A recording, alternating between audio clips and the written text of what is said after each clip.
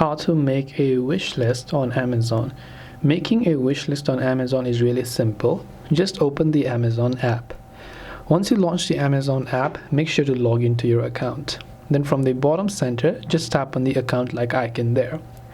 As and when you've done that, you can simply go to this option that says list and then tap on it.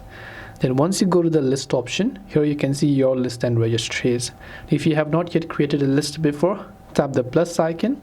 It will ask you to choose a list name, so you can simply name this wish list and tap the create list option. Now you have successfully created your wish list. Now you can add items to this list while you're browsing. Let's say I like a certain product from here. Then what I want to do is, let's say if I want to add this product to my wish list, go to that product page first.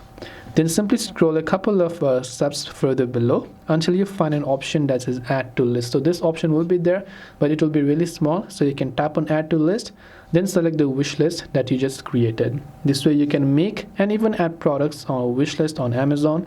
If you have any questions, feel free to leave them down. Thank you for watching and see you soon in the next video.